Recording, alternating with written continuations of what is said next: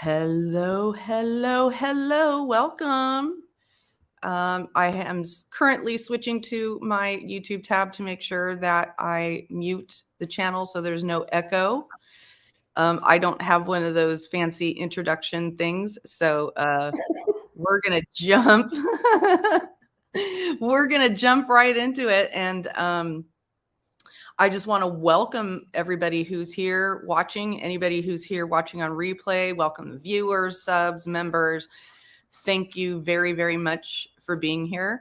We have an interesting discussion about misinformation in true crime cases. I think that misinformation in true crime cases is, abhorrent.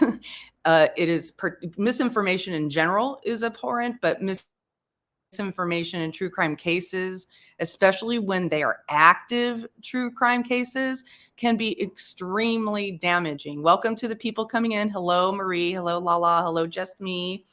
So I have been, someone who has followed, social media, true crime, and misinformation for a long time, just as part of my regular work, and I'm seeing a rise in it. And I basically put out a community post saying, hey, any true crime creators who have been, covering the Kylie Rodney case or other cases where you see misinformation, if you're willing to come and discuss it, please let me know. And these are the ladies who have volunteered to come in. Hello, Sandy. Hello, Pandora. Hello, Jerry. Thank you so much for being here. But I want to introduce these ladies and give you a little bit of background on, them and their channels, just from my perspective. We have Ms. Alex Erickson. Her channel is called Alex Erickson, and she goes live practically every day, or at least, many times a week. So she's mostly a live stream creator, but she also has prepared videos, and she also has a big following on TikTok. So welcome, Alex. Thank you. Hi, thank you for having me. I'm excited to be here. I appreciate that. And then we also have Jenn Liu from the Ward Case Studies. Jenn Liu, I have always appreciated the way that she approaches these cases with appropriate humor, because it's really hard. It's really hard to bring humor into these true crime cases, but I've never seen Jenn Liu go over the line and be disrespectful to the hello, Stacy, disrespectful to the victims or anybody in the case. She has witty, dry humor, in my view. And also her coverage on her channel is great because it's very logical and reasonable, and she always brings a lot to discussion. So thank you so much, Jenn Liu, for joining us. Thank you. Hello, Emily. That was a good build-up. What if I'm not funny today, you guys? Yeah, I don't know if you can help but be funny. I've just always enjoyed that about you, even though we've never thank you very much had a personal conversation. And then we also have Christine G. She is from the channel CriminaliTy. And Christine, I know, has been covering true crime and following true crime cases for a while. She also has a great background in marketing and creating graphics. And she comes from the CriminaliTy channel. Theresa S., who is also from CriminaliTy, had originally wanted to be here, but unfortunately she can't. So it's okay. I know that a lot of people have a lot of things going on in their real lives and can't always be showing up to other people's lives. But Christine, I want to thank you very much for being here and also helping to get some of these other creators here. Yes, you're welcome. I'm glad to be here talking about something I think is serious. It's a real issue too. And I'm happy to bring my friends along. Well, thank you for that. So let me just give you all a quick overview of what we're talking about. So if you don't know, misinformation is, there's a difference between disinformation and misinformation. misinformation. And a lot of the stuff we're going to be talking about can be disinformation, but we don't know for sure, so it might be misinformation. What I mean by that is disinformation is when someone passes along information that they know is wrong, is inaccurate, is, you know, based on rumor, but they say that it's fact, right? That is disinformation. Misinformation is when you pass along information or you report information that is misleading and can send people in the wrong direction, but maybe the person who spread that misinformation doesn't know that it was misinformation. In some of the cases, in some of the instances that we're going to talk about today, you know, it could be argued that it was disinformation, that the person knew, and one specific example I'll give in a minute, that the person knew that welcome Smooth Criminal and Jana and that Michelle, and the person knew what they were spreading because it was proven in one of these instances that the person who was delivering this information had actually created a fake news article to spread that information. So in those instances when disinformation or misinformation is spread about true crime cases, especially when they're active, it can be incredibly destructive to the people involved in the case, to the case itself, to the investigation. It can it taxes law enforcement resources, you know, because I showed in a video yesterday that I posted about this, that, you know, even the media is starting to point out that, especially in the Idaho 4 case, that there have been something like 500 leads and tips of information that the FBI and the various resources have to comb through. Hello, Amelia, and hello, Emily. I might have said already, hello, Emily. Sorry about that. Anyway, so the FBI and the resources that are having to investigate this, we want them, if we are being true to the case, and if we're being true to the victims and to justice, we want them to have correct information. But when someone goes onto a social media channel and starts to and intentionally or even unintentionally spreads misinformation, it taxes those resources, because then, you know, the listeners of that disinformation or misinformation then thinks that they have a tip to communicate to law enforcement, and it may have been just a you know, a rumor that was created on social media. And in a report that Ashley Banfield did on News Nation Now, she said that, you know, acknowledged that a lot of the rumors come directly from social media. It says, So Allie, your avatar is naked. It's weird. Let me see. Oh, it is. You're naked, Allie. What? Do what? On YouTube, you're I'm not trying to be inappropriate here. I'm not trying to pick up on you. No, no, I know. I know. Your avatar is white. It's I hate that. I don't know why. On my side, it's normal, so I don't know Yeah. why. But sometimes YouTube's weird like that, or StreamYard. Just change it. Just change it real quick, Allie, and then change it back, and it'll fix it. Okay. Well, before you get like too deep into it, or, you know, too far into the topic, I have something I think I want to say. I'm like, do I raise my hand? No, go for it. It's okay. We're a free flowing conversation. I think so. I have been around like the true crime YouTube for years, you know, and there's been this like subtle shift, and I can't, you know, thinking about it right now on the fly, I can't really pinpoint where it where it started like changing. That like YouTube true crime has definitely like taken this shift from being interested, like a group community thing, to being, you know, investigative, to involved, to, you know, the wild antics that like are on some channels today. And I don't really know like when it happened, but like overall, like YouTube true crime is just not broad enough. I mean, it's too broad of a category, because within that there's, you know, big channels like law and crime.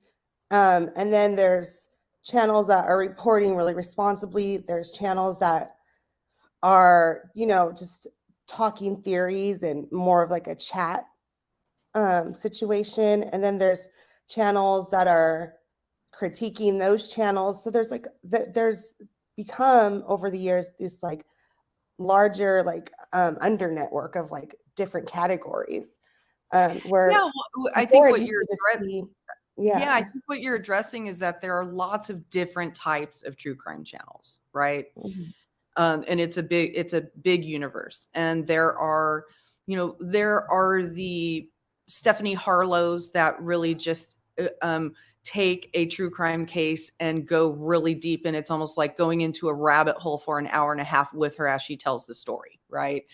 And Bailey Sarian is another example of that. And then there are true crime channels that more cover live cases or cases that are currently active. And, some of those channels will do pre-recorded videos. Some of those channels will do just live streams, and some of them will do both. So an example of, a pre-recorded channel that does, coverage on active cases. An example is Plunder, and an example.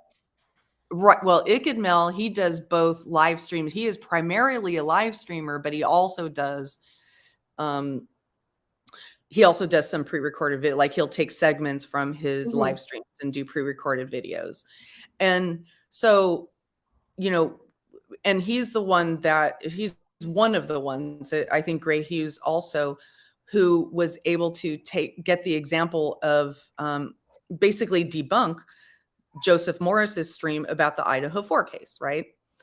So where I've seen more of the problem and the misinformation stirring and a lot of the drama stirring as well is with live stream channels that have a lot of people in their chat. And if a live stream channel isn't super responsible in how they're presenting the information, the people in their live chat are apt to, start talking about it right there in the live chat as if, some fact that was just delivered is true. And then there are all kinds of, so those channels that I brought up are bigger channels, but there's a huge universe of smaller channels ranging from anywhere from 1,000 to, 10,000, say, that do both, pre-recorded and live stream. Did I cover what you were talking about, Christine? Yeah. And I think that breakout, how you just explained it, is more recent than, it started from like the Stephanie Harlows and the Bailey Sarians, and then it's evolved into all this. Yeah, I totally agree. Totally agree. Yeah, and that's what I think is that the interest in true crime content is rising and has been rising. And, it was starting to rise right around the Chris Watts case, which is when I think a lot of us came around. I can't speak for all of you, but I think people saw, that if they're interested in true crime, that was a potential revenue opportunity for them to go and talk about something that they're interested in, right?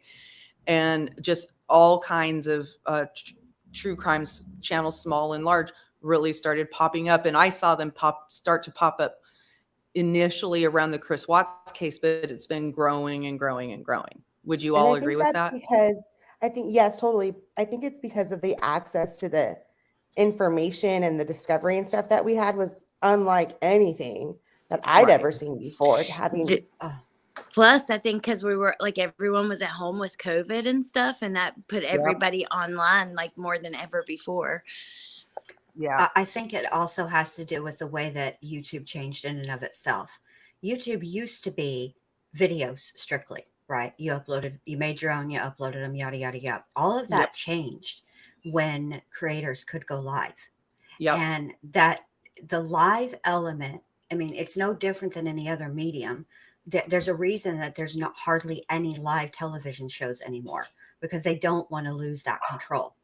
So, Right. because you never know what's going to fly out of somebody's mouth, which is exactly what happens on panels. I think it's, to me, what I've seen personally is it's probably like 30 chat and 70% panel, because somebody on the panel could look at the chat and Right. reply to a comment, and then it just escalates and escalates and escalates from there.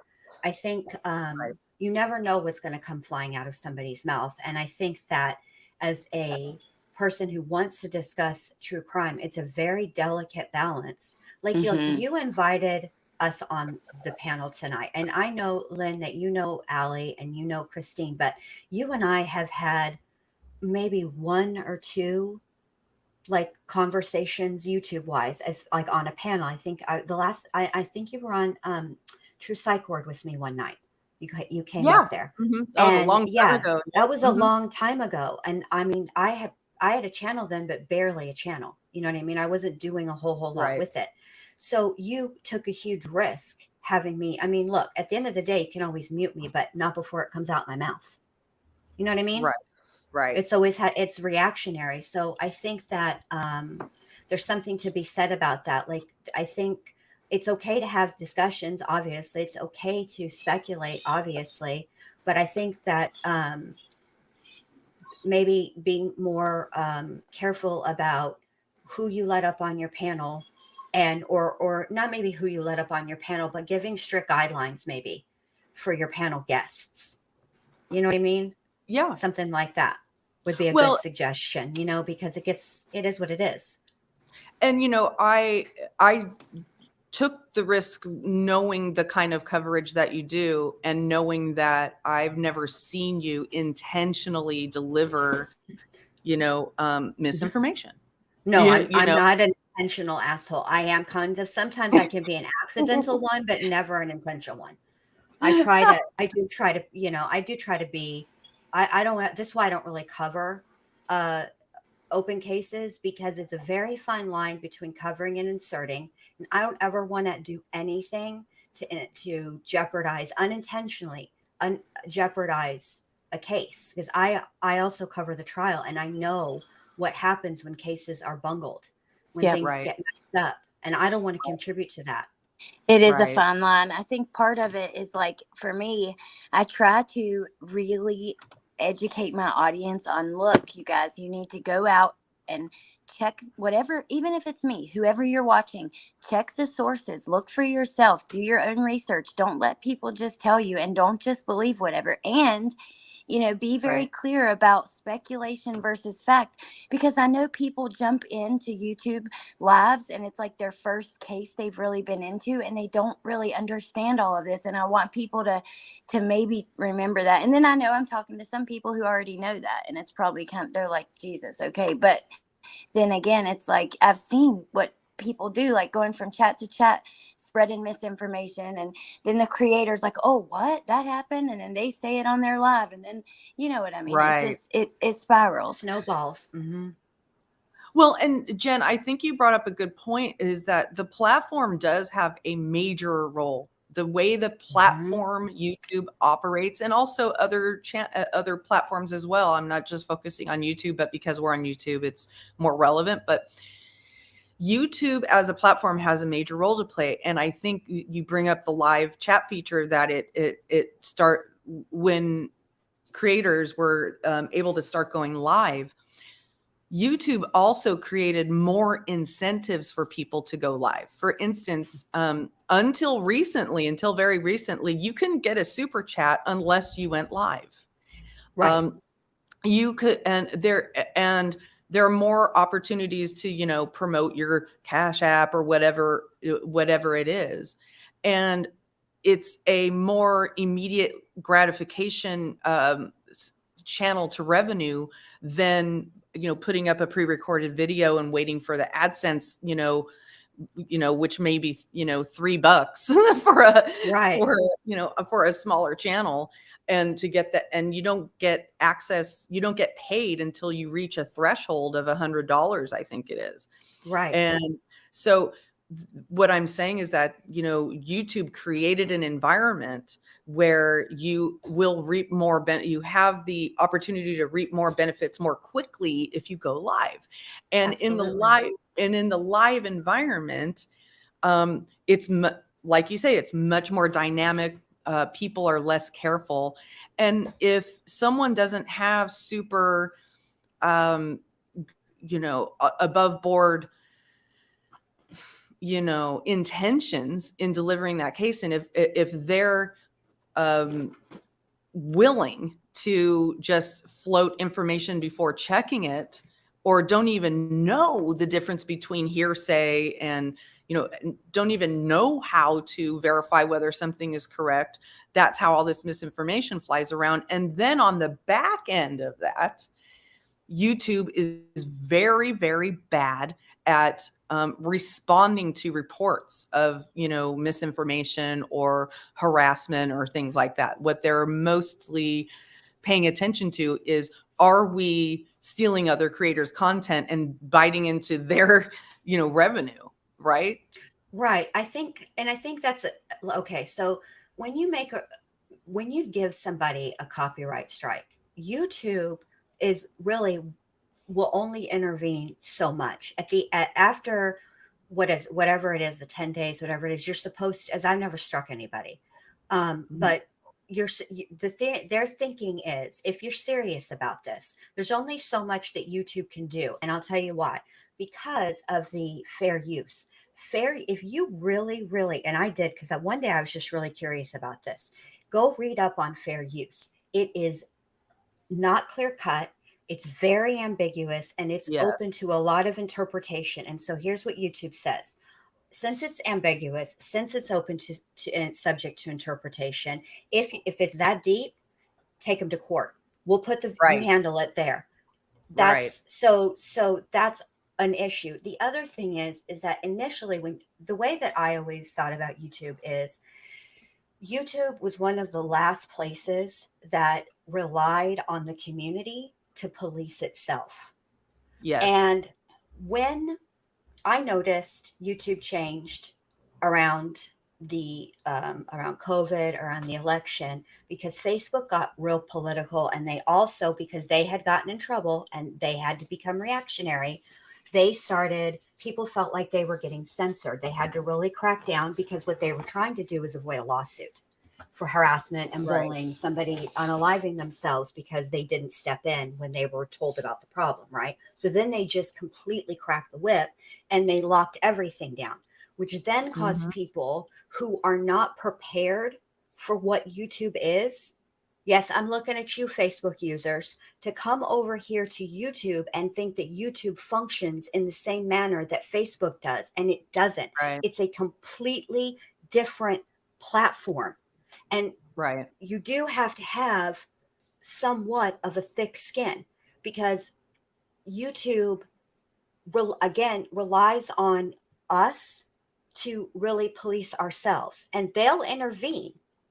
Right. But they also they pay attention to all of it. It's just that they don't want to go the way that Facebook had to go, the way that Twitter went, but now they're back to being the Wild West again, all over again, because of new ownership. But YouTube doesn't want to be that way. And I've been saying it for over a year now. Human beings are the reason we can't have nice things. Yeah. It's going to get to a point where we don't have this platform anymore, not the way we like it now. It's going to get real strict, and you're not going to be allowed to say anything. Yep, And they're you're not right. monkeying around with the disinformation or misinformation too. Ask Russell Brand what happened. It wasn't misinformation or disinformation. He misspoke. It was unintentional. He edited it out, and they still took his channel. And that's Russell fucking Brand, you guys. Yeah. Do you know how many followers he had? Do you know how much revenue he generated for YouTube? YouTube didn't care. They said, And that's the way it's going to go with true crime. There's no reason that law enforcement should ever, ever, ever have to issue a whole ass statement. And you know they're looking at YouTube and you know they're looking at TikTok to tell us to knock it off. Yeah, I'm not part of that. I'm not doing it, but you know what I'm saying? They group us all together. That's why the true crime realm of YouTube has such a bad reputation. It's all it takes is a few people, and they're going to wreck it for all of us. Well, so especially, if you really feel, hold on, Ellie, and that because I gotta no, go. go ahead. Yeah. Just for a second, just let me finish this real quick. I'm sorry. Yeah, of course. I apologize, because I was really on a whole soapbox thing there, and now I've I'm lost my sorry. train. I thought you were getting done. I was just gonna say, especially with what happened this week, just like, yes, you're exactly right. If you're serious about it, if it is if you don't like what you're seeing, if you agree that something needs to be done, you know what you can do? Not watch. Exactly. Don't watch it. Don't hate watch. Don't watch to clip. Don't watch to any of that, because YouTube can't tell the difference in their algorithm, whether you're sitting there clapping or you're sitting there scowling, because all they can see is you clicked it. That's all they see. Any attention is attention, whether it's good or correct. bad. Right? And I will say this, even though, yes, I have a channel, I was a sub way longer and I'm still a sub. I don't even like the term creator. I just have a channel where I do shit sometimes. Okay. You need to think about it like the ants versus the grasshoppers from Bug's Life. There's very few grasshoppers, i.e. channel owners, far more ants. YouTube is going to listen to the ants before they listen to the channel owners, because at the end of the day, it is the people who watch that make this platform what it is. Not the content creators need somebody to watch them. Otherwise, what's the point? Yeah. Well, and you brought up, I'm not sure if you're done with that, but I just have to tinkle. I'll be right back, but I'm still listening. I'll be right back. Okay, That's why I had to get turn it your out. mic off. Remember to turn your mic off. I was going to turn my camera on and give you guys a real show. Oh, hey, that would get clipped. For sure. Clip that. But, all right, I'll be right back.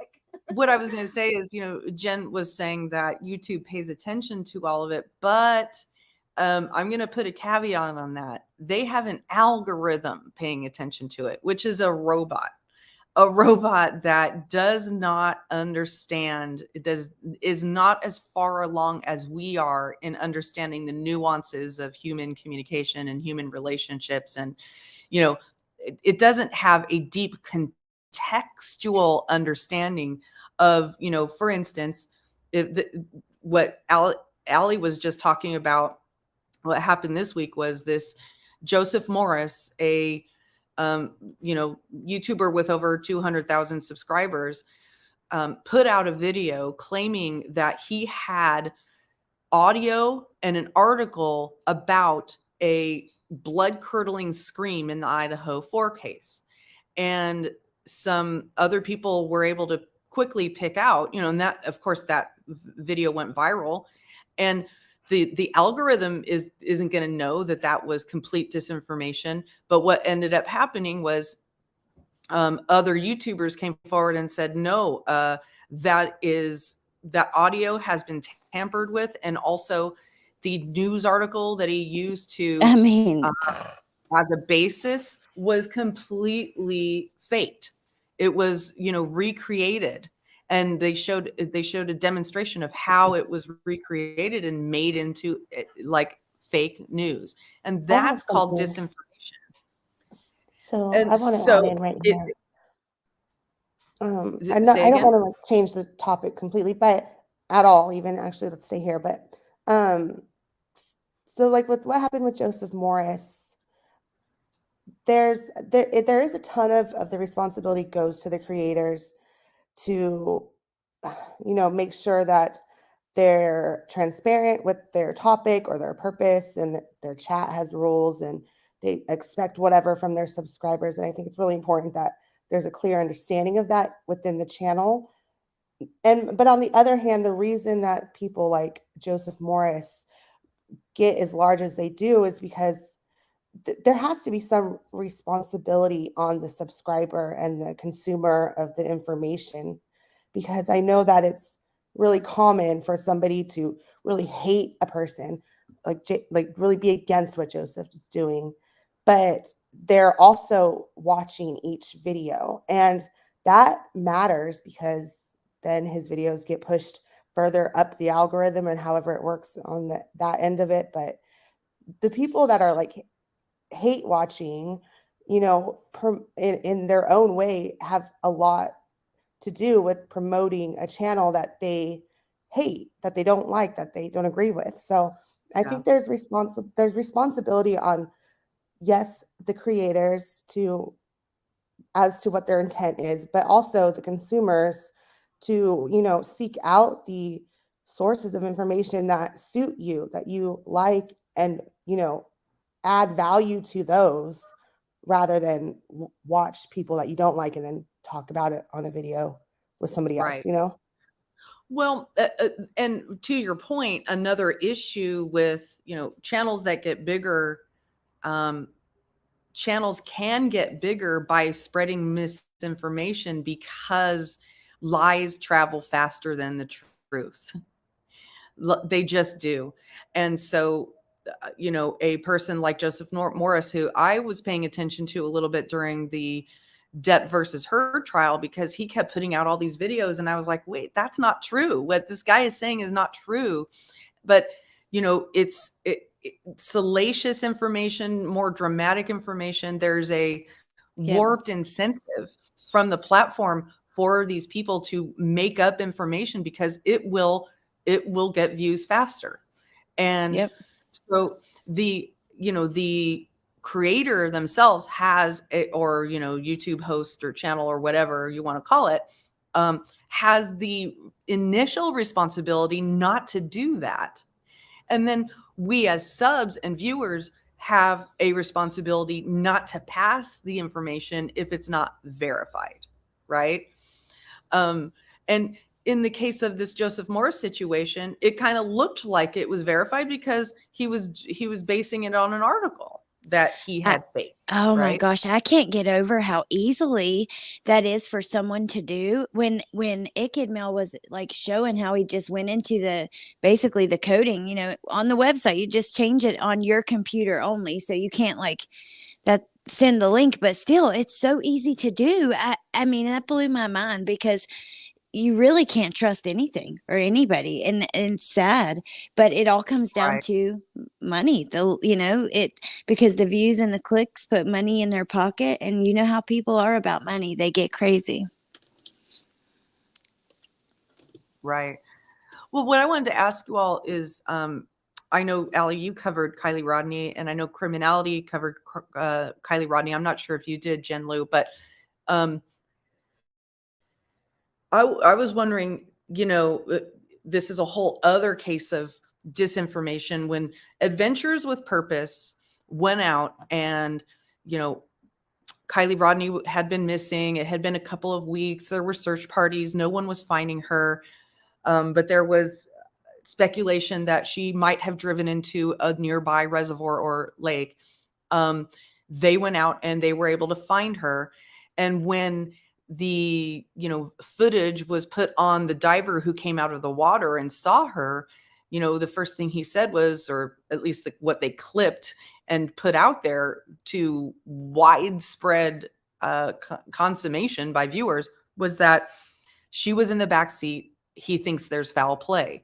Now that, we don't know whether he was trying to intentionally create a stir by saying that, but we do know that it was probably misinformation, because how could this person without any law enforcement experience, a diver, he's an expert diver. He's not in law enforcement, right? He's not an investigator. He comes out and says, well, it looks like there was foul play. And then Jared Lysick from Adventures with Purpose goes on to all these other channels and kind of repeats that and alludes to more things that he knows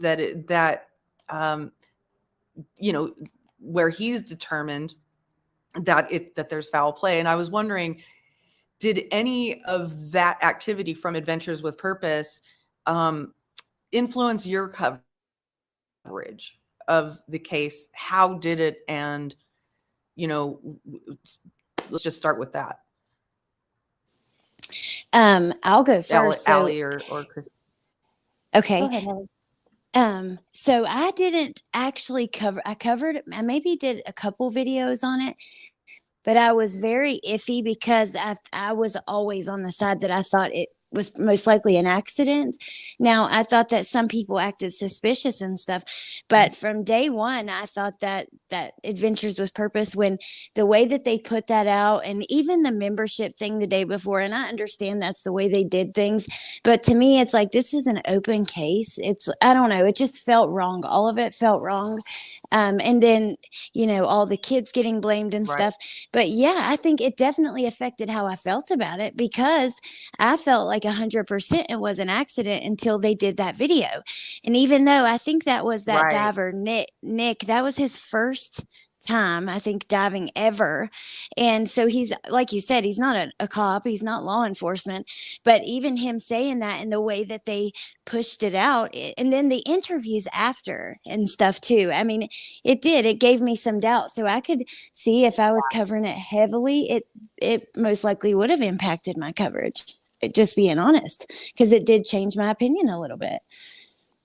I'm with Allie. I intentionally did not cover that case because I always thought it. Can you hear me? Okay. I always thought that it was an accident. Sorry, I always thought that it was an accident. I because there wasn't anything that was leaning me the other way. And I think what's important to remember when we're talking about AWP is, and Nick, that wasn't live streamed. It went and it was edited, which means they had an opportunity to think about what they were putting out. And they chose to put that out. They could have left that out. Because what it led people to believe is that it wasn't just that, it's the way it was edited as well. Because for me, when I watched it, I was like, wait a minute, because I knew he's not law enforcement, right? So what did he see other than her just simply being in the back seat that would make it obvious that it was foul play? And the only thing that would indicate something else, you know, that you could see would be some type of trauma, right? A GSR, something like that, right? Or GSW, something like that, right? Something obvious. Which made me like, well, what did he see? And even then, I didn't say anything. I wanted to wait until the autopsy had come back, because that's important.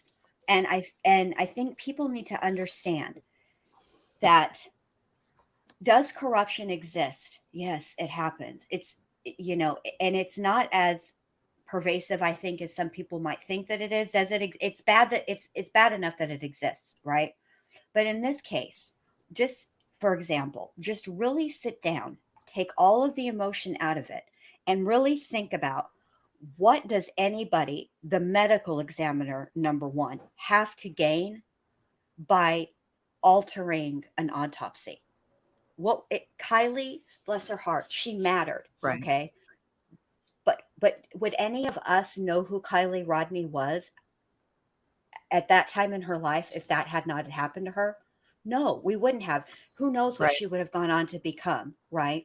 Then we might have known her, but we would not have really known who she was if not for this incredible, tragic accident. The medical examiner had no reason to lie or to fake an autopsy. That's ridiculous. Their licensure. Right. Do you know how long it takes to become a doctor just to begin with? And then on top of it, the other extended schooling that's required for you to become a forensic pathologist in order to become a freaking medical examiner. Right. Also, there's a difference between a coroner and a medical examiner. A coroner is an elected official. They push the paperwork. They're responsible for the body when it gets taking it from the crime scene to the medical examiner's office. They sign off on the death certificate, but they do not perform the actual autopsy. They are not a doctor. That's all I had to say. All right, I'm sorry. I get on soapboxes because I get frustrated. I need to stop. I'm sorry. No, I agree with you. I totally agree with you. And even then, even after Nick's video, I thought the same thing as you, Jen. I Well, was no, like, I mean, so what you were doing was the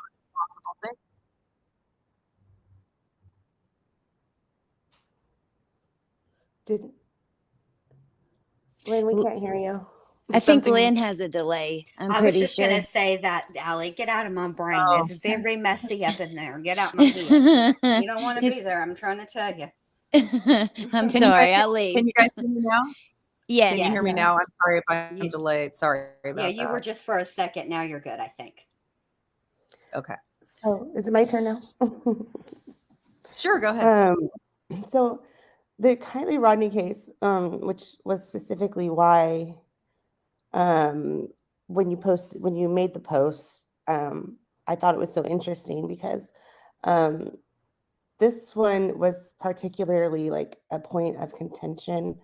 Um, for me, it was a hard case to cover. Like once we did like the original, like let's go over it, basic overview on like a live, or I don't even know if it was dedicated to the case or anything, but I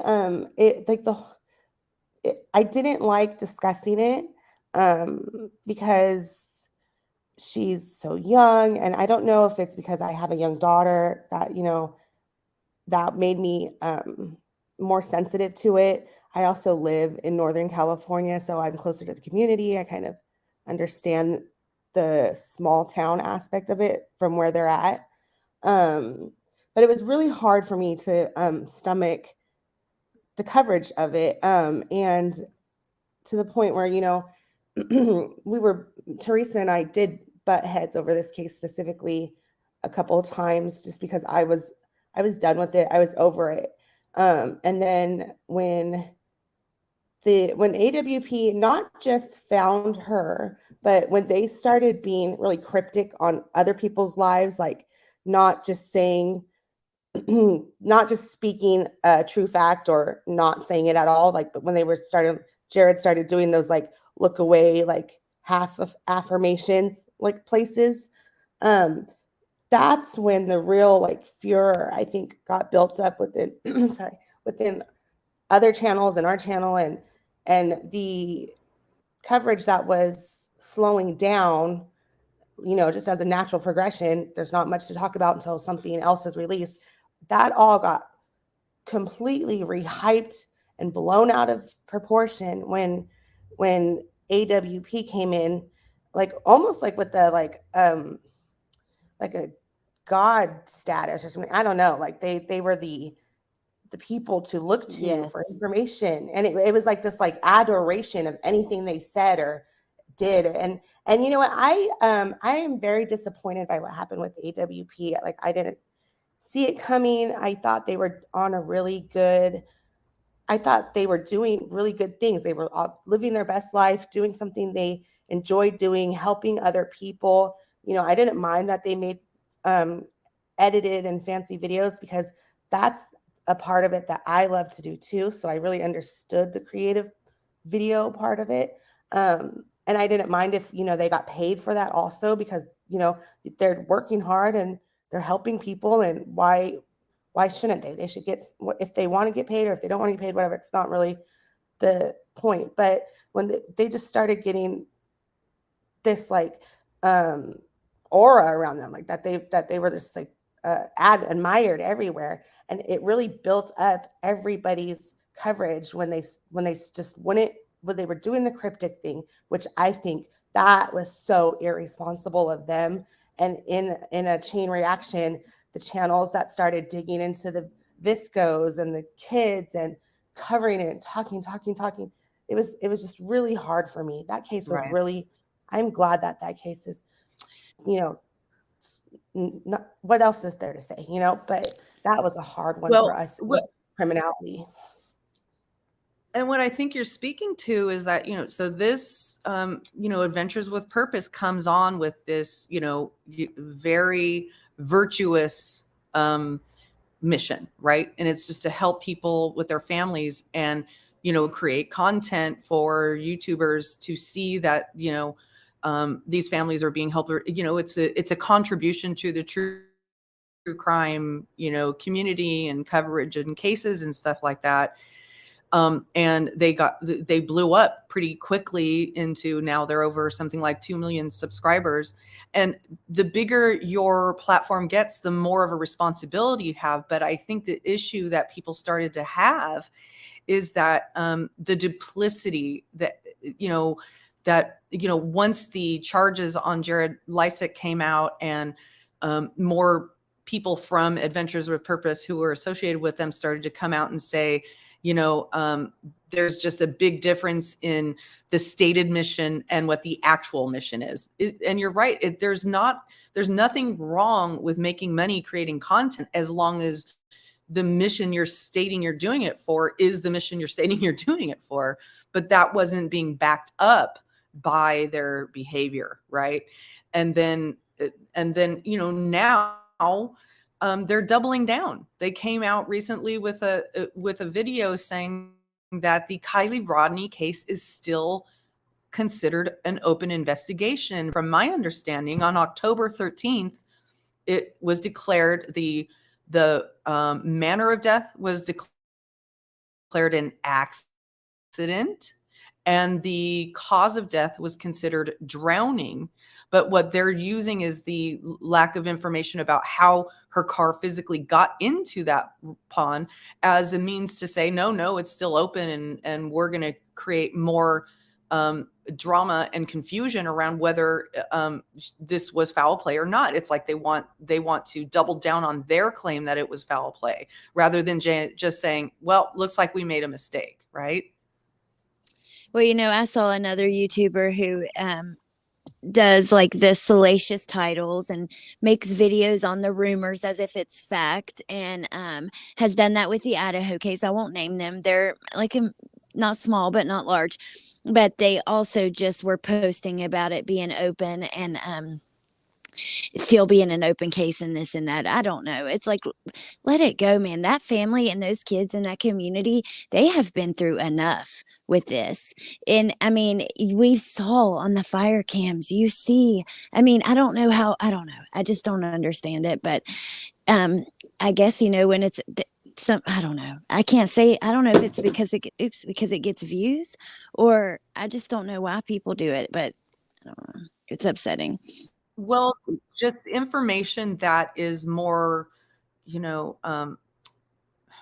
shocking and fear-provoking gets more views and gets people to stay on longer, and it's a revenue incentive, And when you get that big and you're stating that your reason for being is to help these families, but the content is actually not helping, it's harming the families, then we as viewers have to really look at whether their stated purpose is really what's being carried out on their channel, right? And and what happened specifically with the Adventures with Purpose case is when, there was all this question about how did she get in there, or where is she? And then they come out and they find her and they say it's foul play. Then that creates a whole new wave of coverage by other creators who are following Adventures with Purpose and starting to ask all these questions about her friends in the case, and starting to dig into their lives. Whereas that might have still happened if they didn't say that there was foul play, but it would have cut down. I think it would have minimized people speculating about all of her friends if they hadn't come out and said, oh, it looks like there's foul play. Oh, yes. Right. I just think, there's a responsibility not to make determinations that require a license and training, and to what one of you was saying earlier, I think it was either Jenn or Christine, about this it takes years of schooling and training to be able to make determinations on these cases. Coroners and medical examiners, and they have a duty to they've been trained ethically in what they are and are not to do. And a lot of true crime YouTubers have absolutely no idea what those ethics are, So, and are LARPing. And when I say LARP, live action role play, is LARPing as, investigators and as journalists and as lawyers and all these things with absolutely no training and no understanding of the ethical responsibilities in those fields. What were you saying, Christine? so I was like, I felt like I was in a, unique situation with the Kylie Rodney case in particular, because like I said, I was uncomfortable covering it. And I said so, I said to that effect, when it came to the point that I couldn't anymore, even as part of, the channel, I just wouldn't participate in those lives. I wouldn't go on them. I was just not participating for that because I just that was just something that we had a disagreement about.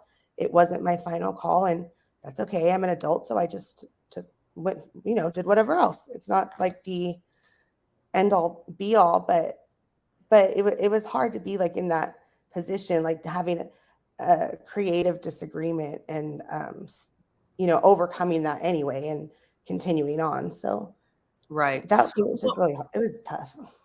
Yeah, I mean, I think it was tough for a lot of people, and I don't think that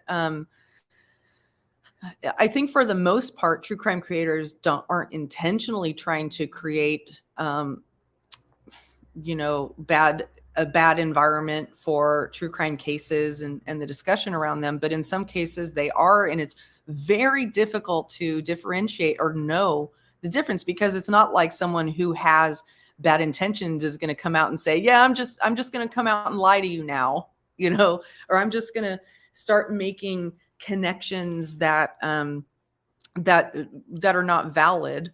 Of course, they're going to make a case for their information being completely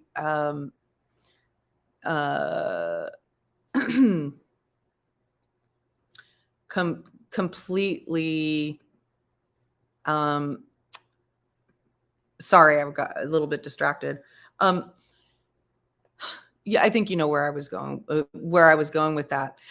I guess maybe we can ask the question now: what have you all learned, either from your own coverage of true crime cases that you learned maybe might not have been, may have been unintentional misinformation, or from what other people have done? What do you think we as a group can do better, and what can creators do better? I got to really think on that one. Besides, viewers need to, like I said, and like check your sources. Don't just believe anybody, any of us. Like, always do your own research and, look at everything for yourself. And that way you can really make up your mind and know things fully. Am I echoing, by the way? Not to me. No, I don't hear it, babe. Okay, I had a weird echo for a second in my ear, but it quit. But yeah, I don't know. I'll think about it. What do you guys think they could do better? Maybe Or we you're could do having better. auditory hallucinations. No. Ellie's having auditory hallucinations. Everybody go spread. No, I'm totally kidding. I think Oh, that Lord. we can expect that we can expect that there will always be creators in existence or people on panels and et cetera that we don't find, they're not our cup of tea. And I think that the solution to, this, sorry, okay, let me recollect. The creators do have the responsibility, but I really do think also that the solution to it is within the consumers and the subscribers, because there's always going to be somebody we don't like or don't agree with. It's up to us to choose and consume our information wisely, internet with care, and choose to go to verified sources, choose to stay out of those kind of chats, or, collaborate with whoever you agree with. You know, I just think that the answer won't, not every channel creator that they're not going to go change themselves, because whatever they're doing is, they're doing it for a reason. You know, you just have to find people that you agree with, that you trust, or watch CNN. That's really I told my chat Jen, the any other day, like, make sure that, I'm sorry, just one thing. I told my chat the other day to make sure that they, look, don't just blindly follow people and believe what they say. Look and make sure you know who you're watching. And even when it comes to, like, with recently a child's mom found out something on the internet instead of by yeah. police. And I remember hearing Brian Enton, he was asked, like, do you ever know stuff that you don't report on? And he was like, yeah, I mean, there's things that we know that the police ask us to wait on, or things that they ask us not to talk about, and we do. YouTubers don't like always take that precaution. They don't think of the families. They're not asking, have you notified the family, or you know what I mean? And I wish that they would do that a little more, think of it as, like, I don't know, just in that way. I don't think that YouTubers are as respectful because they want to get that story out first. It's the game of press, which is so evil in itself. Who can get the story out first, And Well, I think that's something that we didn't touch on about Kylie Rodney's case is what happened. I mean, and this just kind of also illustrates exactly what I mean. But what would happen with Ryan? Oh my God, I can't think of his last name right now. yes. Oh my gosh, what's his last name? Upchurch. What happened with Ryan Upchurch? Yeah. I mean, he's a superstar. He's a country rap mega star, and he I mean, I love his music, and some people look up to him already for other reasons. So when he started dabbling in the Summer Wells case, and people were like, oh, it's so cute, he cares and stuff, and I mean, it was endearing. And when he started getting involved with the Kylie case, it was like, man, he's really putting his effort into this, and and it was good. And then something switched, something weird happened, and I would love to just forgive him for that, because like, bro, just make some songs. Like, maybe this isn't really your thing. I don't know, but that the irresponsibility that he was promoting, and was a little bit scary, concerning, because he has mega fans that will do mega crazy stuff. And it was like, wow, like, just they didn't understand us or the true crime community. They didn't understand our dynamics, or the things that we considered like off limits and things like that. They went in, for the jugular, and they were a big part of promoting like the crazy that it was vicious. And it was just another thing about, like, the AWP had like this God status, and then so did he. And it was just like a thunderstorm of differing, it was like two thunderstorms coming from different directions. And I mean, it just all culminated there. Yeah. And, in my opinion, Upchurch was seeing that there are, views and numbers in true crime. And, he's going to dabble, because he has such a big platform and he's so popular. He's going to dabble in, content about true crime. And then he comes out and makes all these allegations that are, completely unfounded and spread around the internet. And that is, in my opinion, irresponsible. And, shows the, and what was so surprising about that was, like, you should have known better, Ryan. Like, you grew your fans, like he promotes like that, like he like so down home, and he like relates to his fan. Like, he should have known better, because thank God nobody got hurt. But he should have known he would incite that kind of, excitement and need for unethical information, Yeah. It was scary. I mean, I think any creator, any YouTube channel host of any size has that same responsibility, but the bigger you get, the more serious it is, because you have the to reach more people, and you have no idea what's happening on the other side of that screen with the person that's listening to that. They might already have some sort of hate agenda that is now being fueled by this bad information. And, and now they have more of an incentive, more of a validation to go after or spread that bad information. And it is really troubling to watch people with such an important, high, big platform with a lot of followers to just say salacious, horrible things about another creator, or people in the so where he crossed the line for me was not just about other creators. He was for private citizens. Like that was overall. I mean, I'm surprised that there wasn't more done about what his connections that he was making and stuff, and calling out private citizens, not even on YouTube, posting addresses and stuff. I'm surprised that there was no like legal consequences from that. But I mean, if you want to like talk about where my hard lines are, it's all of those ones, like definitely. Yeah. Well, and like Jenn was saying earlier, a lot of times what YouTube will do is say, well, you're going to have to take that to court to prove to us that was, that this person actually did dox you, or that this was all, bad information. But YouTube's going to say, well, take it to court and prove it. Hey, Theresa, no worries. Oh, I'm so sorry that your dad's in the hospital. I hope I hope everything's he gets okay, better babe. soon. Oh, Theresa, I'm And you're welcome. sorry. Yeah. Having parents or any family members that are sick is really, really hard. And we're going to touch on that in a bit. But so I just, I think that as creators, as content creators, we have a responsibility not to add to that.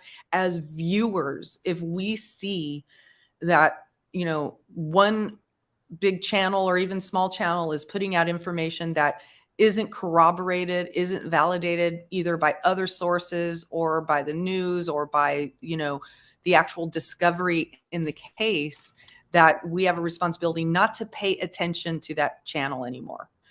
Because our biggest vote comes in not consuming their content and not giving them that view, right? Right. And I also think, to the extent that you feel comfortable with it, it's appropriate to, in the comments or in the live, say, hey, where are you getting that information? Can you confirm more of that for me? I just want to thank you for being able to pronounce corroborate correctly. That drives me nuts. I still be making that petty ass joke. I don't care. I'll make it until I have no voice, probably to the end of my days. I had to think about it because there's so much of the other way of talking right? about it. But I thank you. I think, okay, I'm going to put it in the most simple terms that I can. Like Spider-Man said, really, it wasn't Spider-Man, it was his uncle, but whatever. With great power comes great responsibility. And it really doesn't matter if you have 20 people in your chat, 200 people in your chat, or 2,000 people in your chat.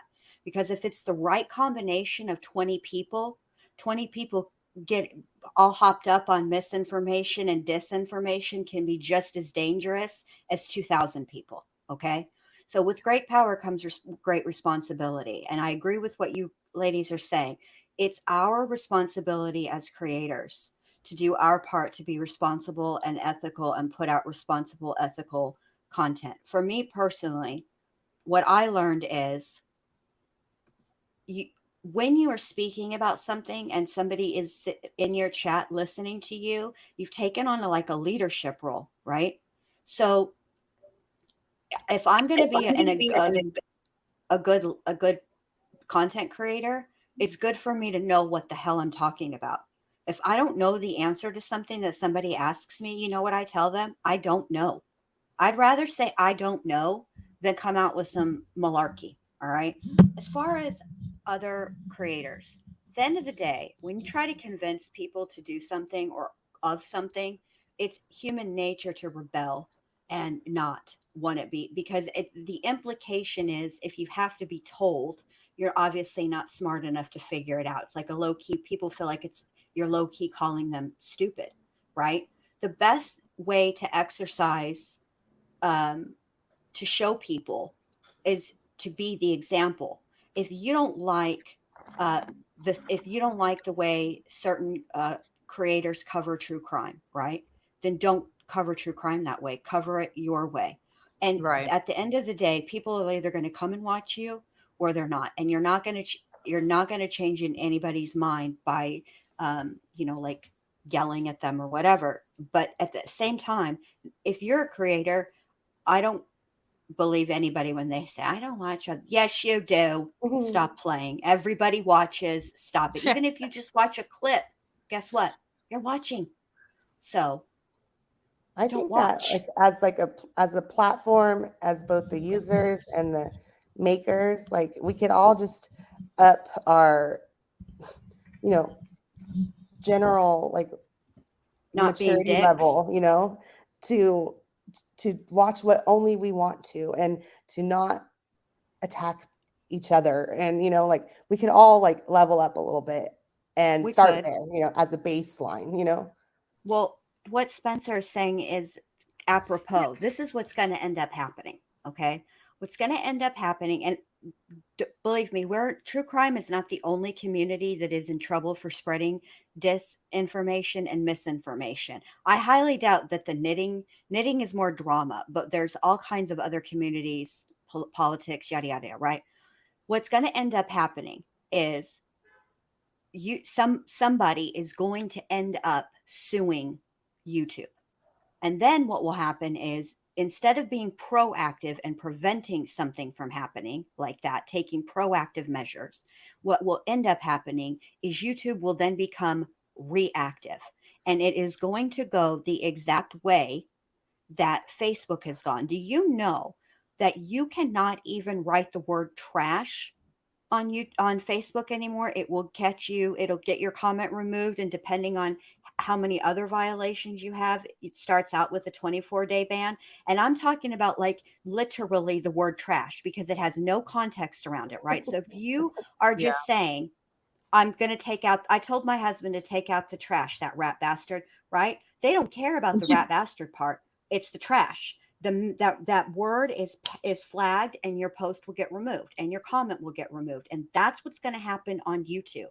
And YouTube is really the last place where we as people have a unique opportunity, because we can discuss true crime and not have it spoon fed. Watch like Dateline, 48 Hours, any of those like news magazine shows, right? And watch them cover the same case. Okay. I promise you, because I've seen it so many times, I've been paying attention to this. This is interesting to me. They will almost, with very few changes, they say the same thing over, and all of them repeat the same story, right? And but we have a unique opportunity to present to talk about true crime in a way that isn't like prepackaged. But that doesn't mean that we don't have to be ethical when we do it and responsible when we do it.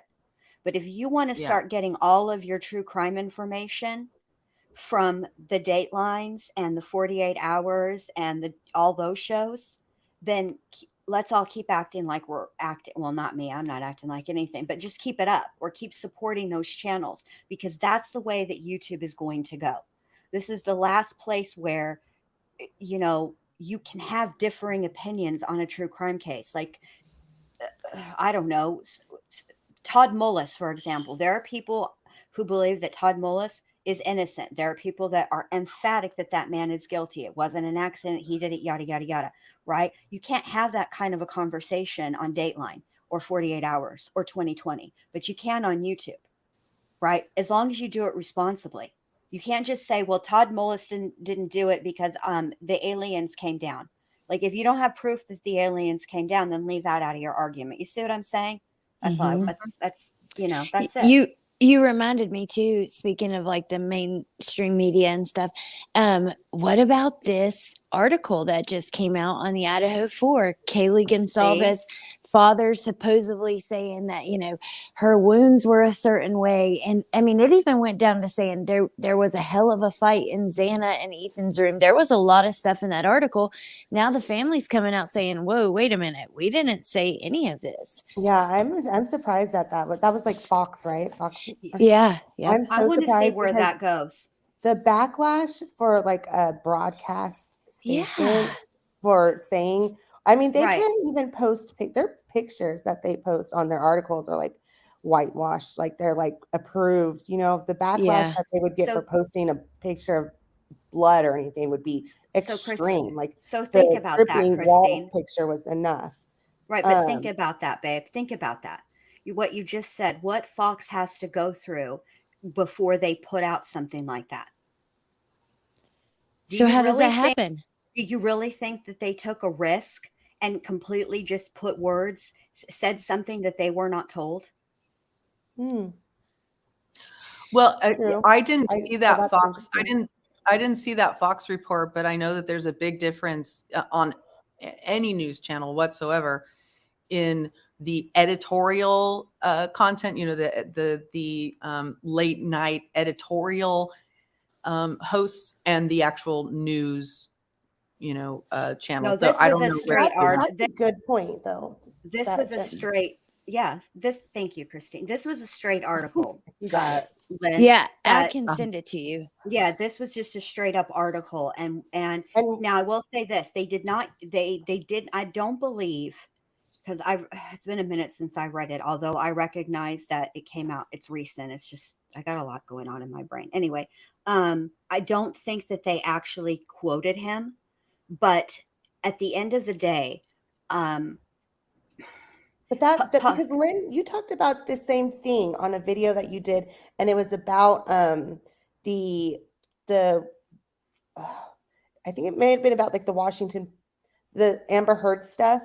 the Washington When they Post. did I know I think it was when they did the okay, and well, anyways, I forget which exactly one, but that they have to put so much actual energy and like actual vetting behind their, they can't just put anything out there like a free No, for all it's on fact YouTube. check. No, they got to See, fact check. So I that remember would that lend their more quote, towards the thought that they were told they truly believed that what was they a said. factual piece of information, or they would not have posted that article at all.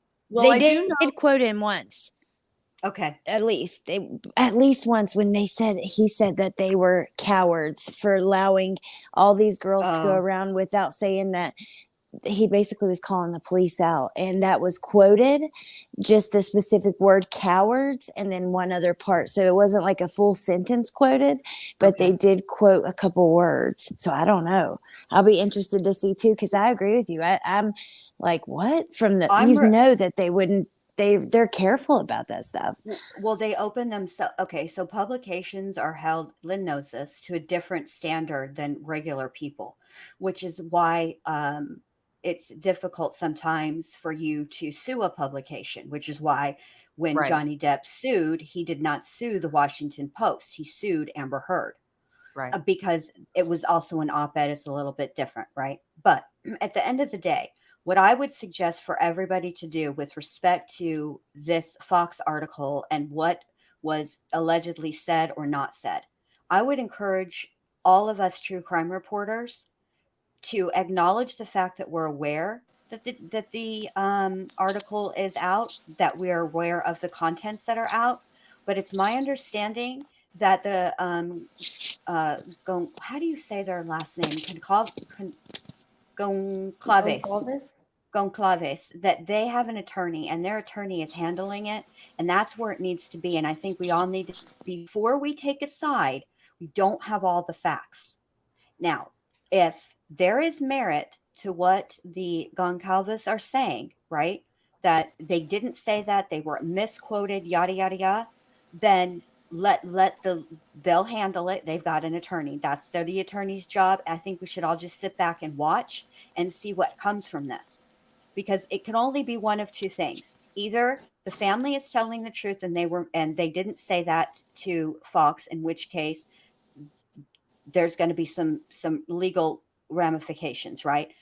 And probably the first step will be Fox News pulling that article. So let's watch for that. Or there's the other possibility, and I don't know because I wasn't there, but there's only two possibilities that could have happened. The first one or this one. Something to that effect was said to Fox News. And it was said in a moment. The man is grieving the loss of his daughter. I can't even imagine what that would feel like in that, to lose her that way. And he did request her death certificate. So he does have some idea, right? He had to identify her. So he has some idea of what happened to her. And so it could be very well be that it was, he said it in a moment when he wasn't thinking, and it just came out of his mouth and he now regrets it. But but something, I think that the best thing to do is to sit back and wait, because if you're how do you say it? Whatever the truth is going to come out at some point. I can't promise you when, but it will come out. The truth of the matter will come out. If it's the second case scenario, then we can, as humans, we can relate. I mean, we can empathize and Correct. understand and forgive Kaylee's father, in his moment of grief, and we can forgive Fox for, maybe you shouldn't have posted that, whatever, but still, we understand that wasn't just a fabricated story on behalf of broadcast news, Right. I don't think anybody should be speaking. Look, the man is grieving, and at the end of the day, and this is part of the problem with media, right? You see it on YouTube on a much smaller scale, obviously, but they have a job to do, which is to get the story out. And whoever can get the story out first, and ideally from somebody incredibly close to the story, like a father or another family member, that's where the views are going to go. That's where the audience is going to go. It's, again, supply and demand. If we're demanding it, the media is going to supply it. That's how it works. But on that note, And they're taking advantage. Shows like Ashley Banfield, I believe I think that she's becoming more irresponsible in her coverage by addressing things that don't need to be addressed, because she is on she has a big platform, and she's discussing how law enforcement's failing and stuff, and it's just well, she can. So I think there is a lot of confusion around how the news, gathers their, information for sources and what their ethical responsibilities are. And I know that a legitimate reporter will corroborate their information with at least 3 sources before they report it. Okay. Now, I can't speak to whether that's Fox or whether that's Ashley Banfield, but when you start getting into the editorial hour of some hosts like Ashley Banfield and others on Fox and on CNN are considered commentators. And so they're allowed to give their opinion and say things without having to have backup on sources. But I can tell you that, having worked with the media for a really long time, legitimate news sources, if you go to them and say, hey, I didn't say that thing to you, you have the right to ask them to change that in the article, or they will rarely take the article down, especially if it's, getting a lot of traffic, right? But they might change it if you are able to prove to them that that thing wasn't said by me.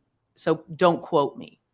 But even the media, I mean, I'm not praising the media at all, because the media has a tendency to, try to fall through those cracks, because there's more of an incentive to report that information that's going to get a lot of views than to do the work of making sure it's truth. And if they can figure out a way to do that legally, they're going to do it, unfortunately. So that's, again, why we as subscribers, we shouldn't just take one news source as the definitive answer to what might have happened. right? Correct. And what I would suggest too is if you come into a stream that's already well under wraps, well underway, like I'm talking about, they've been going for 15, 20, 30 minutes or more like 30. Let's start at the 30 mark, right? If you come in at the 30-minute mark or the hour mark, and I wouldn't go repeating back to another chat what that creator said if you haven't watched the entire live, because that happens quite frequently. And I don't think that, see, there's this thing that I've noticed on YouTube where people will be called liars. Okay. There's a difference between misstating and lying. Okay, a misstatement is when you say something wrong, but you don't do it intentionally, right? You thought this is what they said and you repeated it. A lie is when you know damn right well that is absolutely not what they said, and you say they said it anyway.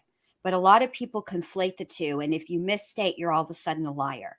Okay, but if you misstate something and you're corrected, it's a good idea to correct yourself and apologize, because you don't want to get become a habit. But I think that when we watch, if you really look back on the evolution of the media and how we got to where we are on YouTube, think back to, just because it's apropos, the Casey Anthony case. All right. Can you remember Nancy Grace? Her show was entirely commentary. Okay. Yeah. It was all her opinion. But why was she successful? Because Nancy Grace got up there and said the shit that most people were thinking, or asked the questions that we wanted to ask, but couldn't, because there was nowhere for us to ask it. Guess where that place is now? YouTube. But there's a difference in commentary and reporting.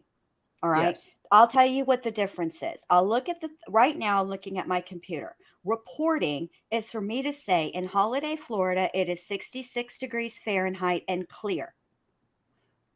That's reporting. Commentary is me saying, it's so freaking nice out in Florida right now. The weather is gorgeous. That is commentary, because it's an opinion. Well, you're a liar anyway, so. I'm a huge liar. Biggest liar. I'm a monster. I'm the worst. I'm just no good. Yeah. Well, and I think, and that is very true. And I think the reason I'm so passionate about, I think misinformation or lying or, misstating truth in any case is wrong. It shouldn't happen. In true crime cases, it's especially egregious because the people that we're reporting on are going through the worst thing in their life, right? They're going through the worst possible tragedy. And by not being careful, we are making it worse for them. We're making it 10 times worse, and sometimes creating villains that aren't villains because, for the sake of content. And to me, that's profiting from other people's pain. And that's why I have such a visceral reaction when I see that creators are, smoothing over, making false connections where there aren't any. And I do think that the platform has more of a responsibility to take in that. But they have laws that they're hiding behind that say we're not allowed to be publishers, and we won't get into that here. But well, I do want to say that I do not feel bad for the laundry parents, and I don't have any regrets there. And I'm glad TikTok flew planes over their house. They deserved it. So, and that's your opinion. And you're entitled to it. I don't really feel that sorry for the laundry parents either. I really don't. I do want to. I want to end with a couple of things here. I want to ask each of you if you have examples of channels that you watch or paid attention to that report responsibly, or at least try to. That they haven't gone out repeatedly and passed sketchy information as truth. I do. I do. And it's actually actually from like not even the true crime community, but and I discovered these channels when we were watching Johnny Depp and Amber, and it's actually the like the LawTube community that goes over like and I mean it's a lot like what Jen Liu likes to do, the trials only. It's similar to that, but they just like really break down like all the legal arguments on things that are like happening currently, or like Natalie Lawyer Chick. I love her.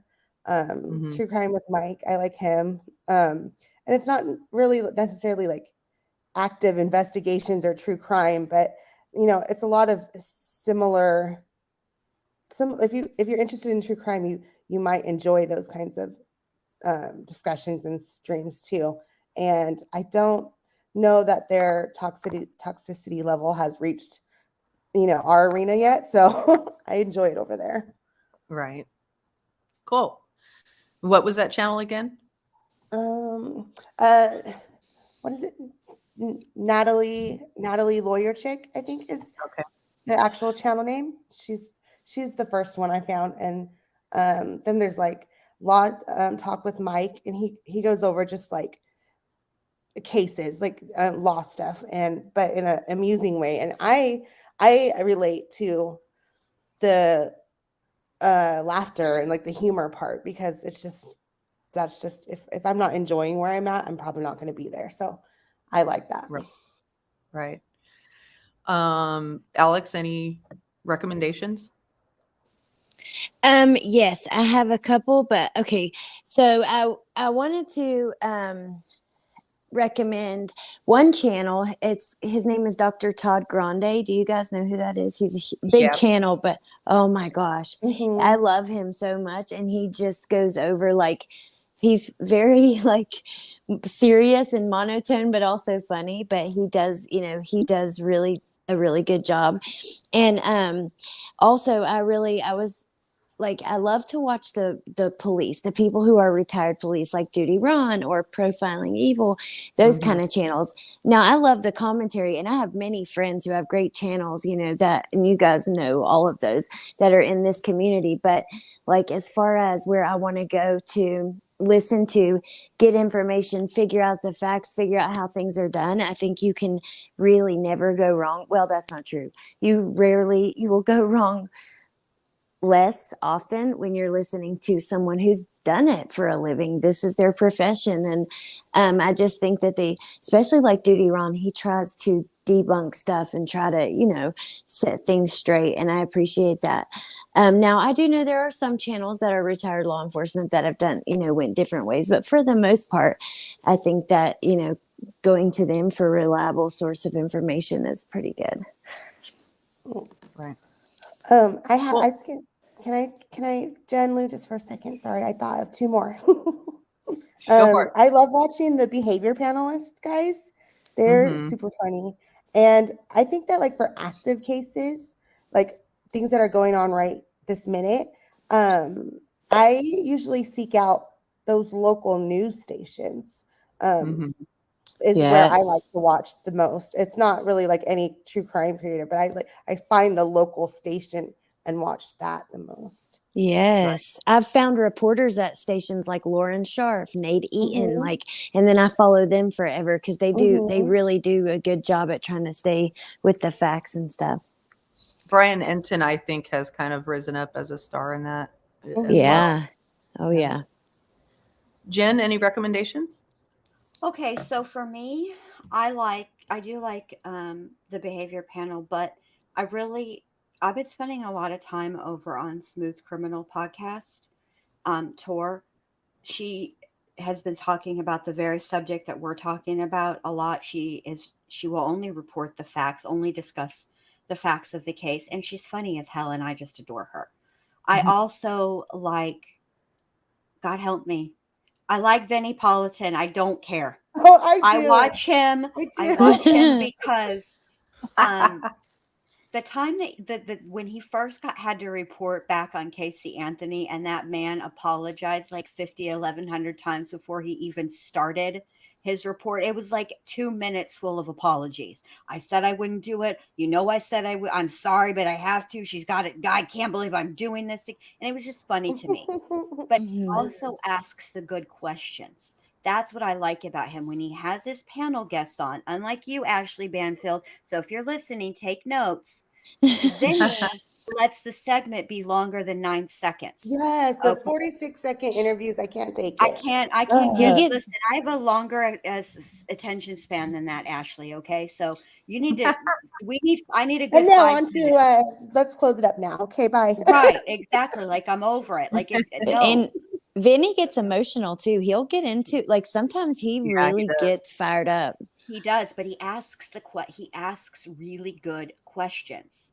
Like when he had Ben Chu up there, and he was asking Ben Oh gosh, I love that. about Casey's father, what legal ramifications Casey could be speaking, and I thought the answers that Ben gave, the way that he explained it was, the way for anybody could understand it.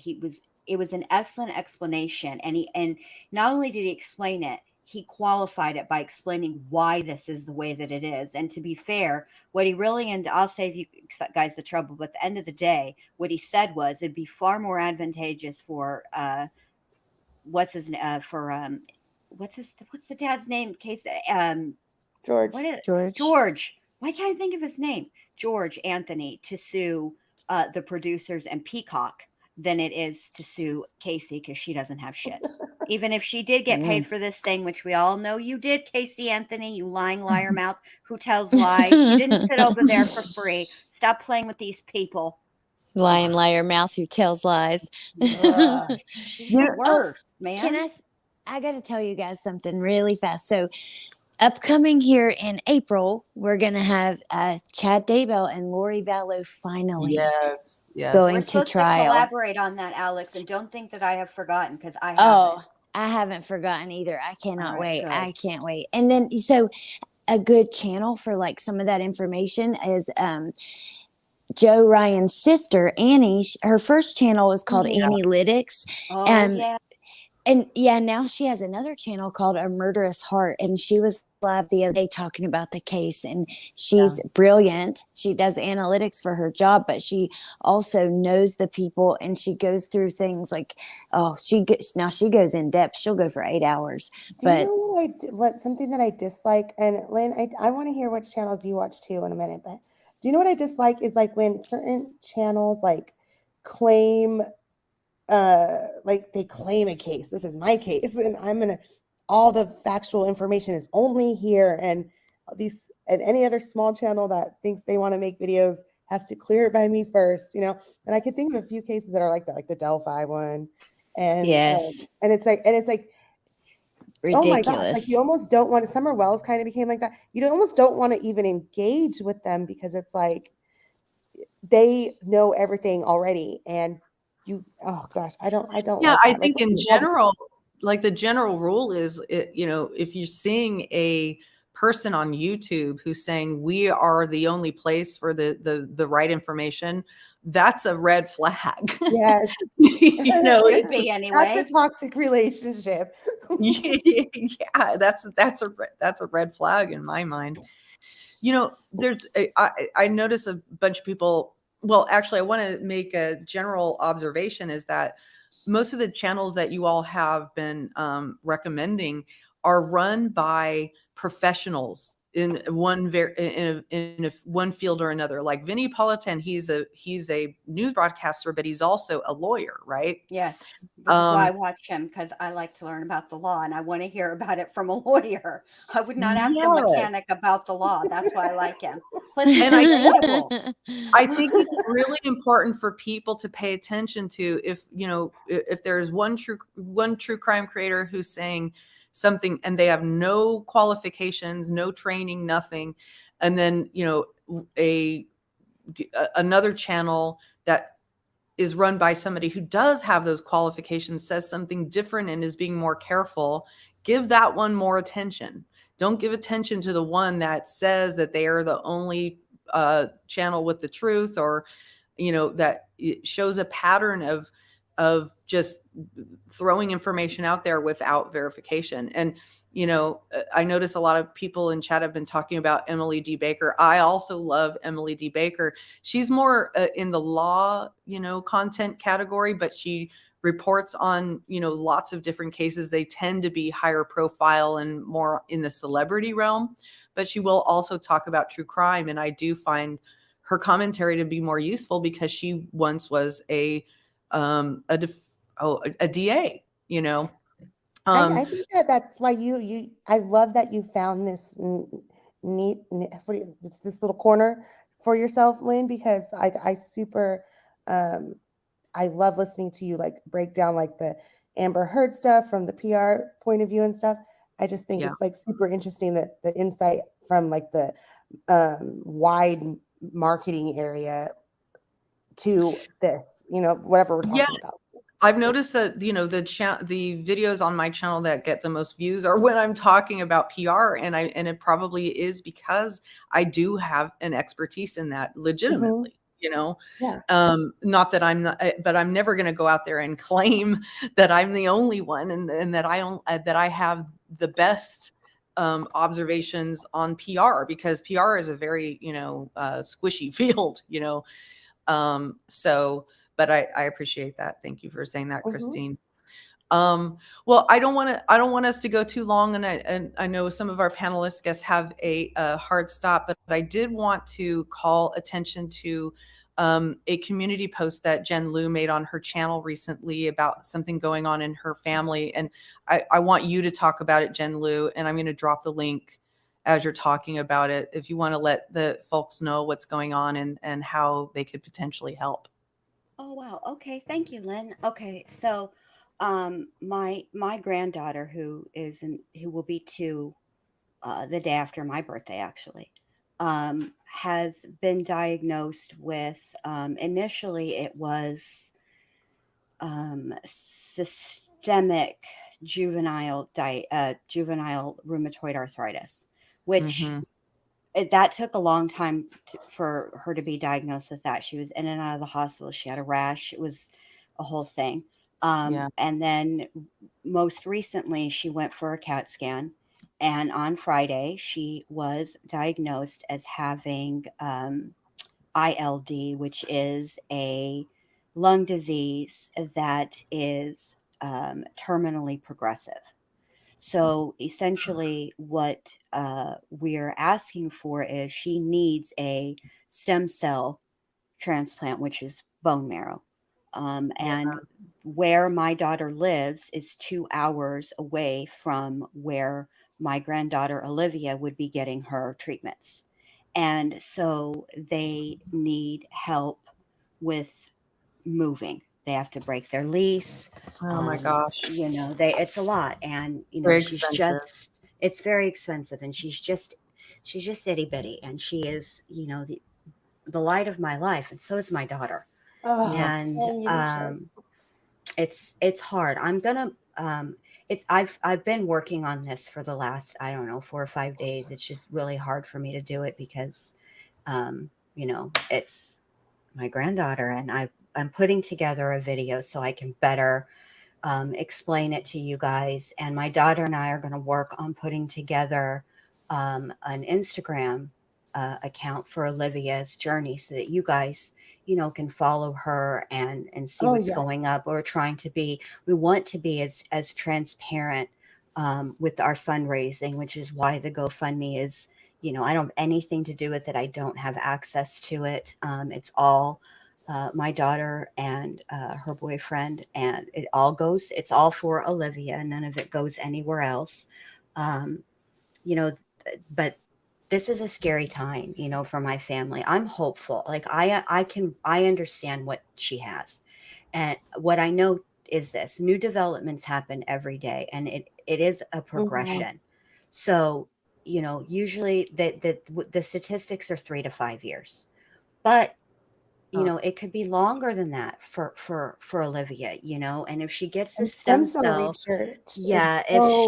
yeah, and if she were to, if when she get there's the rush is because there is a very small window of time where Olivia is a candidate for the stem cell research or transplant. Sorry, there's a very Mhm. small window for her to be allowed to have it because it, you know, the rheumatoid arthritis is an autoimmune issue, and in order for so when you have a transplant, even at bone marrow, they have to suppress her immune system.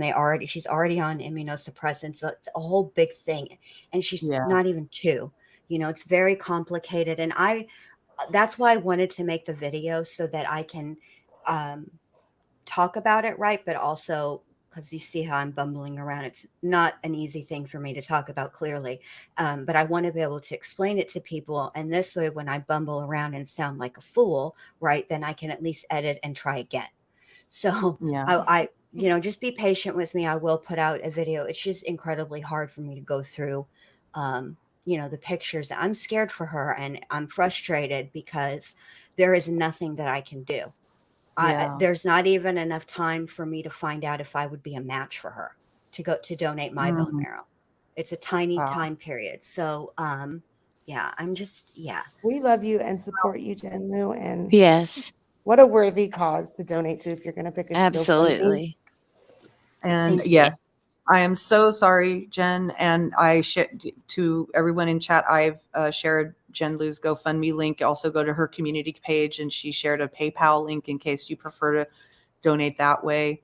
It's definitely a worthy cause. And I can tell you, I don't have personal experience with the ILD diagnosis, but my mom was diagnosed with juvenile rheumatoid arthritis, and it was really, really hard. It was really hard. Yeah. And then the other diagnosis on top of that makes it even more scary. So I understand why you're And scared. she's And just so little, she's just She's now so starting to. cute, Thank you. She's just not, she looks just like her mom, who looks just like beautiful. me. Thank you. She's talking now, and I Facebook message her, like video chat her all the time, and she's just now at that age where she knows it's me and comes running. And when they're little like that, and they got the little chubby legs and the little bellies, and they're just hauling ass across the room to see you, and their little faces just light up. It's just the best. And I just want to give her the world. And there's like literally, I mean, other than I can move her, I will, everybody's asked me, are you going out there? Are you going out there? So I want to talk about that just a second. You guys know I'm in Florida, daughter's in Texas. I asked her, do you want me to come out now? And she said, no, Mom. We had planned for me to come out in January because mine is the 28th and Olivia's is the 29th. And we were going to, I just wanted to be with Olivia for her birthday. And that was before we had this diagnosis. And so we talked about it, and I'm going to go at the end of January because that's right about the time that they would be needing help with moving and, all of that stuff. So that's the plan. So, yeah. Yeah. Well, I know. And just I know. Go ahead. Sorry. just prayers too. I see people in the chat, I know money is tight. I know it is. Shit is tough all over for everybody. Everything is so freaking expensive now.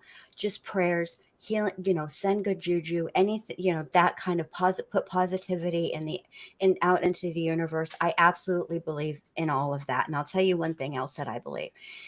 I noticed, and I'm just going to have one little teeny tiny more moment of a soapbox. I see so many, and I realize to the people that are involved in it, to them, it doesn't seem petty. But really, in the scheme of things, some Right. of these arguments and fights and going to war, they are fucking petty. Okay. Yeah. Do you think my granddaughter's the only only child in the world going through this? No, she's not even the only kid in Texas going through it.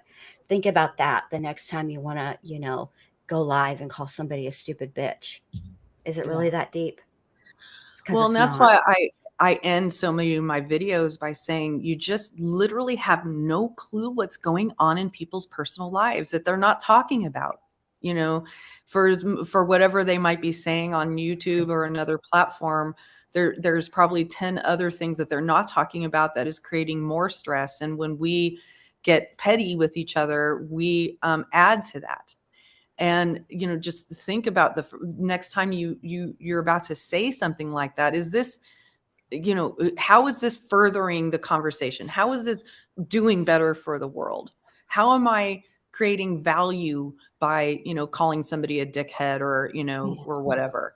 Like, is it just my emotional need to say that? Or is it, going to, we are on a public platform now. We're not just sitting here at our, poker game or, or our girls' night, whatever, just shooting the shit. And I think a lot of times I see a lot of that on channels where it just sounds like they're just shooting the shit as if they're in a private environment. But no, there are, any number of people who are going to hear those things being said. And you have to think about what is the impact, what is the potential impact on those people. I mean, that it's just a responsibility to be taken, and we all have that responsibility, in my view, which is really a lot of what my channel is about. Lynn, So yeah. can I just say something before we end really quick?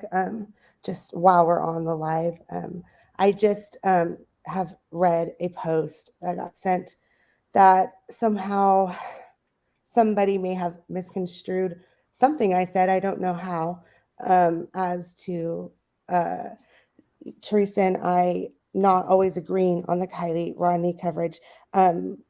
However, whatever is being misconstrued, I want to just clarify real quick for the record that Theresa and I disagree on everything, not just Kylie Rodney. And she is a wonderful person, and I support her 100%, and she supports me 100%. So, well, people can be friends and disagree. It's in how they handle those disagreements, right? And what I see is a lot of, and I'm not speaking on you at all here. It's just there's nothing wrong with disagreeing and stating a different opinion from you is not personally, it's my opinion on that thing, right? And so you were just having a disagreement about Kylie Rodney, and you dealt with it. You both dealt with it the way you deal with it without making it into a bigger drama, right? Yeah. That doesn't need to spill It's on totally over. okay that we ever disagree about things, and I'm right with her. So Yeah. I Well, mean, it happens to your friend. If somebody's going to pull you up on your bullshit, shouldn't it be your friend? Like, I Yeah. would much rather the ward girls, like, Dr. B, like Shamita, Christine, Criminality, Allie. I would much rather you girls be like, Jenn, you're being a dick. Okay. I would much rather hear it from you girls than hear it from a post on YouTube. Your friends should be able to be like, I disagree on cases all the time. Christine and I disagree on cases. We don't see every case the same way. And sometimes, you know what she says? Jenn Lou, you're being a dick. And sometimes, guess what? Jenn Lou is being a dick. Sometimes you just gotta, I will your very friends gotta quickly tell laugh at your you. guys' ridiculousness. But I didn't want to take the attention away from Jenn Lou's granddaughter. No. Everybody, It doesn't. please go support the worthiest GoFundMe I've ever seen. And thank you, Lynn, so much for hosting us tonight. Yeah, Thank you, for Lynn, sure. for giving me an opportunity to talk about it. I really appreciate it. It came out kind of rough. That's why that's why the video is going to be there, because I can't do it. I cannot talk about it. I think you did good. It's very hard to think rationally when on emotional things like that. So the only time I can dissect a case, a true crime case, like I am Spock, like I have no emotion at all. But I can't do it. It's just too much. Of course. It's just too hard. Of course. Understandable. Well, prayers to you, your daughter, your granddaughter, your family. And, let's hope that tomorrow they come up with that thing that's going to make it all go away. Yes. And thank you so much. And yes, criminality feelings are hard. I hate them.